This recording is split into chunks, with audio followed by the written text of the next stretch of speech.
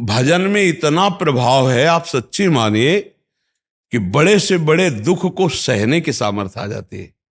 कोई भी भजनानंदी दुखों को मिटाता नहीं है, क्योंकि जानता है इसको भोग लेते हैं और भजन का प्रयोग भगवत प्राप्ति के लिए करते हैं। देखो पैसा है, उसे चाहे जहां खर्चा कर लो, ऐसे भजन है। अगर आप मान लो, अब चाहें कि हमारी किडनी ठीक हो जाए, ठीक हो जाएगी, लेकिन एक जगह कनेक्शन कट जाएगा, जो भगवान की प्राप्ति, जो भगवान का रस है, उसमें बाधा लग जाएगी।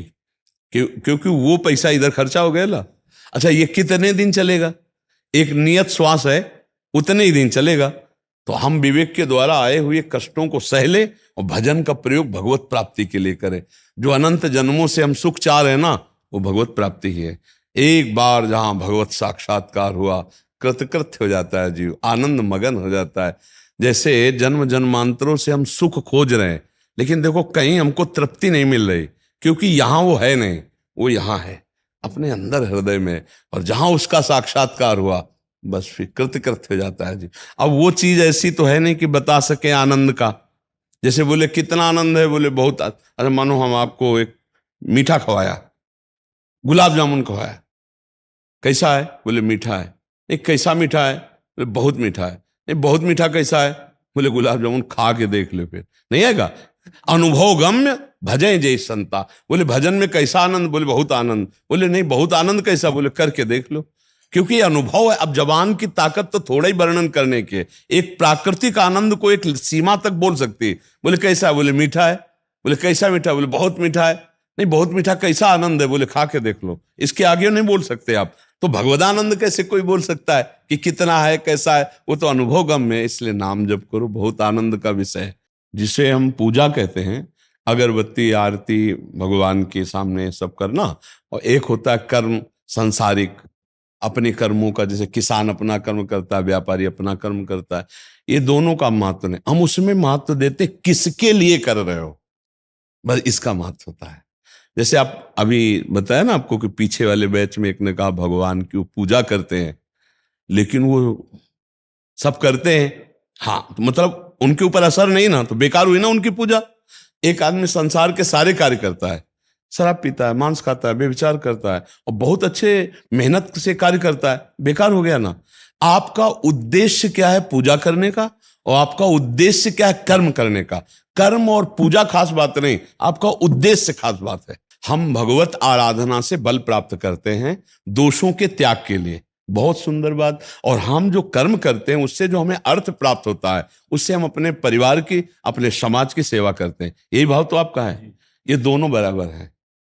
जो एक आदमी बैठ करके माला जप करता है, और एक आदमी फावड़ा उठाकर राम राम राम हर फावड़े पे भगवान का नाम जप करते हुए करता है, और एक आदमी एकांत में बैठे माला जप कर रहा, दोनों की बराबर सामर्थ्य होगी, क्योंकि अपना कर्तव्य कर्म करते हुए नाम जप कर रहा है। और एक आदमी एकांत में बैठ करके नाम जप करके परमात्मा की आराधना कर रहा है, तो जो उसमें बल जागृत होगा वही उस फावड़ा चलाने वाले में बल जागृत होगा। अपने कर्तव्य को पूजा मान करके जो भगवान का स्मरण करते हुए करता है, उसका कर्तव्य उसको परम पद की प्राप्ति कराता है।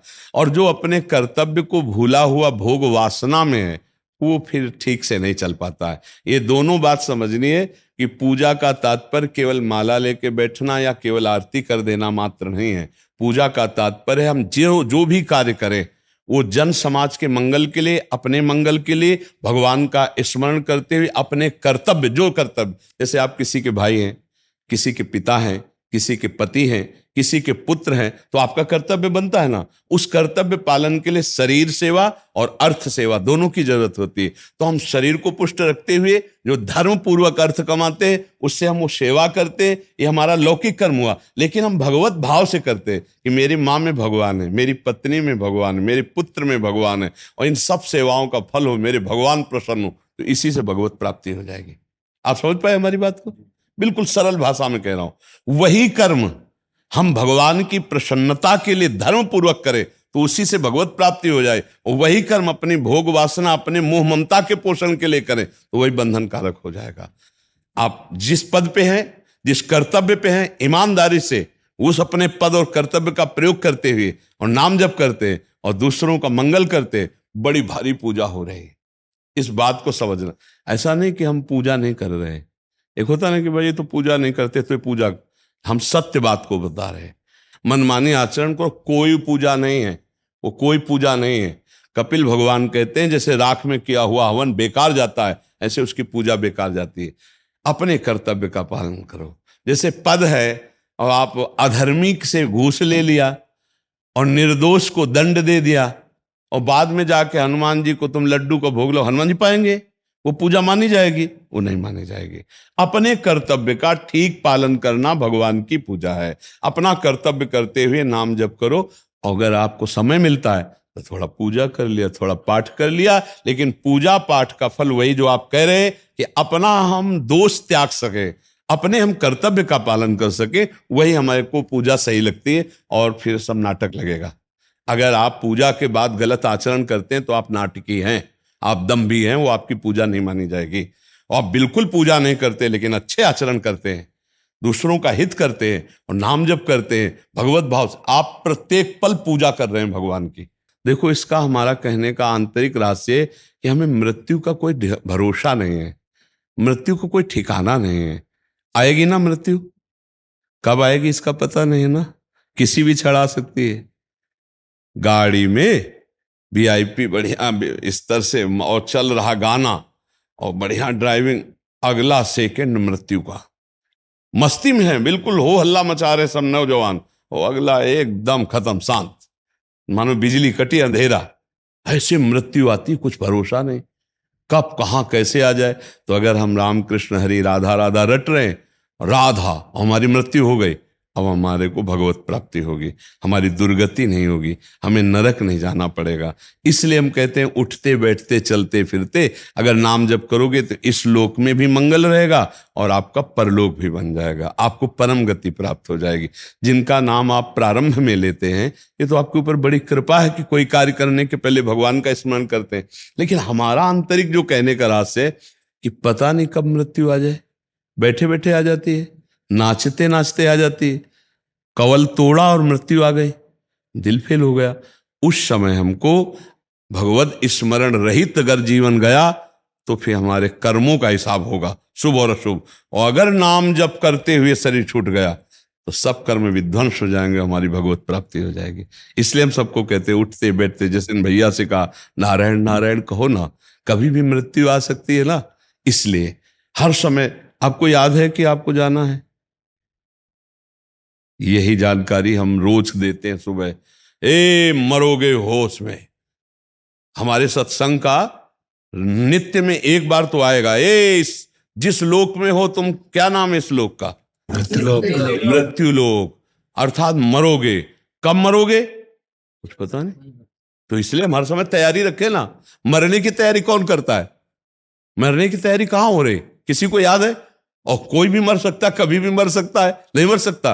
और मरने के बाद फिर हमारे साथ कुछ नहीं जाता, कुछ नहीं, न शरीर, न यहाँ का कोई रिश्तेदार, न नातेदार, न बैंक बैलेंस, न रुपया पैसा, सिर्फ नाम जाता है, नाम, राधा राधा राधा राधा। इसीलिए कहते हैं, कभी याद करते हो कि मरना है?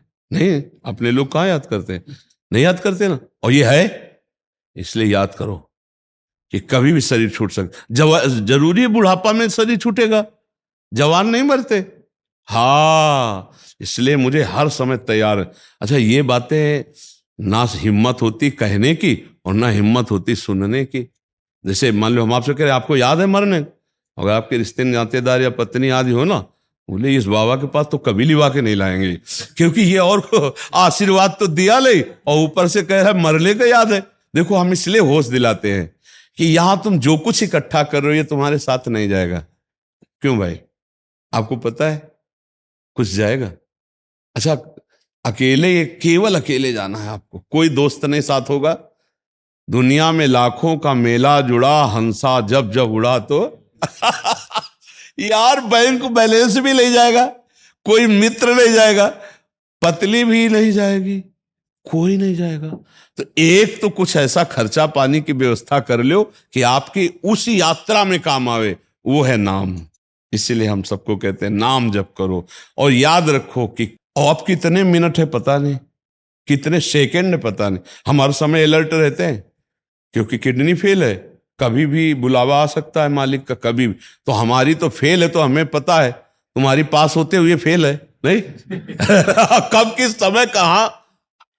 इसलिए भाई हर समय राधा राधा रटो, और बहुत कृपा है आपके ऊपर जो आप भगवान का आश्रय लिए हुए हैं, और सच्चे कर्म करो। अगर हम घर में पोछा लगाए और खिड़की खुला रखें और धूल भरी आंधी आ जाए तो पहले से ज्यादा गंदा हो जाएगा, क्योंकि गीला हो गया ना। ऐसे ही अब जब भजन करते हो तो हृदय द्रवित हो जाता है। अगर अब गंदी बात करोगे तो बहुत जोर की छाप लग जाएगी। खिड़की बंद रहे, अब कोई गंदी बात ना आने पावे, तो ये जीवन सार्थक। और जब भगवान प्रसन्न हो जाते हैं तो लक्ष्मी जी भी प्रसन्न हो जाती है। नारायण प्रसन्न तो लक्ष्मी जी प्रसन्न। अच्छा, लक्ष्मी जी प्रसन्न होती है तो कहाँ से कैसे आते कुछ पता नहीं चलता। हमें लगता है धर्म पूर्वक यदि रुपया आवे और हम समाज की सेवा, परिवार की सेवा, ऐसा सेवा करें तो रुपये का सुख है। बैंक में गिन करके रख देना रुपये का सुख थोड़ी है। मर के चले गए, दूसरा भोगेगा। और दूसरा जब पाता है तो उसको कुमार्गगामी भोगता है, क्योंकि उसने कमाया तो है नहीं। और जो कंजूस आदमी होता कमा कमा कर केवल इस बात का सुख कि अब 90 हो गए, अब 92 हो गए, 95 हो गए, इस सुख में रहता है। धर्म पूर्वक कमाओ और धन का प्रयोग परिवार और समाज की सेवा में लाओ, और देनहार तो भगवान है, वो आगे आगे व्यवस्था करते जाएंगे। कर्म की प्राप्ति जो शुभ और अशुभ कर्म के होता तो हमें भोगना ही पड़ता है। भगवत प्राप्ति की बात में फिर हमें गुरु की आवश्यक। गुरु का तात्पर्य होता है गाइड करने वाला, जो हमें सतमार्ग में गाइड करके भगवान तक मिला देता है। गुरु बनाने की जरूरत है भगवान को, जो भगवान अंतरात्मा में सबके बैठे हैं। अगर आप थोड़ी भी श्रद्धा रखते हैं तो हमारी बात को मानिए। कर्मों का फल अवश्य में भोक्तव्यम, कृतम कर्म शुभाशुभम। अच्छे कर्म और बुरे कर्म का फल जीव को भोगना पड़ता है। अब इन दोनों कर्मों से मुक्त होकर हम भगवान को प्राप्त हो, इसके लिए हमें भगवत प्रेमी महात्माओं का आश्रय और उनका सत्संग। ये गुरु बनाना मतलब ये हमको बहुत गलत सा लगता है कि किसी को थोपे, किसी के ऊपर जबरन ऐसी बात डाले, गुरु नहीं बनाओगे तो ऐसा। ऐसी जरूरत नहीं। हम जो बात करें उसको पकड़ना। हम कह रहे राधा राधा बोलो और सत्संग सुनो और सतमार्ग में चलो, तुम्हारा कल्याण हो जाएगा, तुम्हारा मंगल हो। गुरु बनाने का मतलब ये थोड़ी होता है कि वो सब गलत भाव है।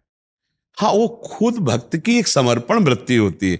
अपने गुरुदेव के द्वारा दिए हुए मंत्र, नाम और उपासना में अपने भावों को समर्पित करता है। अब आजकल क्या होता है, इन्हीं सद्भावों का दुरुपयोग किया जाता है।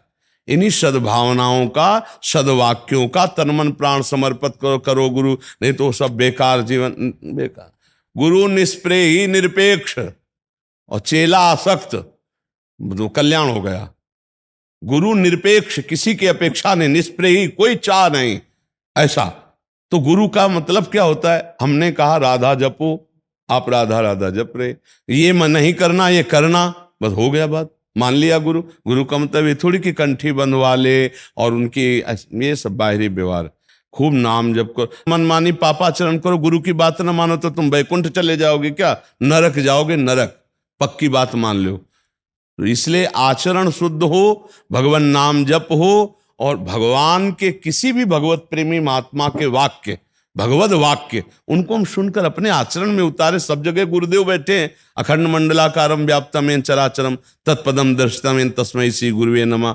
देखो, कुछ बातें ऐसी होती जो अपनी वासनाओं की पूर्ति के लिए शास्त्रीय भाषा का प्रयोग किया जाता है। इन बातों को ना माने, धर्म पूर्वक चलो, नजदीक आने की जरूरत नहीं है।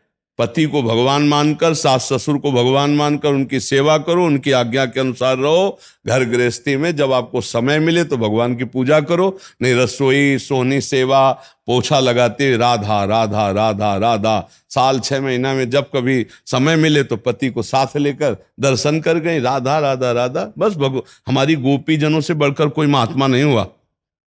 सब गोपीजनों की चरण रज की वंदना के, वंदे नंद ब्रज श्री राम पाद रेणु अभीक्षण सा यासाम हरि कथोद्गीतम पुनाति भुवनत्रयम। बड़े बड़े परम हंसुन। तो गोपीजन क्या करते थे? पोछा लगा रहे, सोनी लगा रहे, बस श्री कृष्ण उनका चिंतन करें, धान कूट रहे श्री कृष्ण, गाय दू रहे श्री कृष्ण। तो बड़े बड़े परम हंस उनकी चरण धूलि प्राप्त किए। सब आसक्ति श्री कृष्ण के लिए, पति सेवा, पुत्र परिवार सबकी सेवा गोपीजन करते हैं, लेकिन उसका फल श्री कृष्ण प्रेम हो गया। यही तो भक्ति का स्वरूप है। अच्छा, गुरु का मतलब है संत के वाक्य को मान लेना। बस मान लिया सो गुरु, और ना माने तो फिर कंठी बनाने मात्र से थोड़ी गुरु हो जाता है। कितने कंठी बनाए घूम रहे हैं और आचरण भ्रष्ट है, तो क्या उनको भगवत प्राप्ति हो जाएगी? कदापि नहीं होगी। मनमानी आचरण करने से और गुरुद्रोह और गुरु अपराध लगता है। इसलिए हम तो सखी यही कहते हैं कि आप बिल्कुल जैसे चल रहे हो वैसे चलो। हाँ, कभी भाव आवे कि अब संस्कार तो पति पत्नी दोनों मिल करके, वैष्णव तिलक ले ले, वैष्णव छाप ले ले, वैष्णव मंत्र ले ले, और नहीं तो राधा राधा राधा और सच्चे आचरण से चलो, भगवान की प्राप्ति हो जाएगी।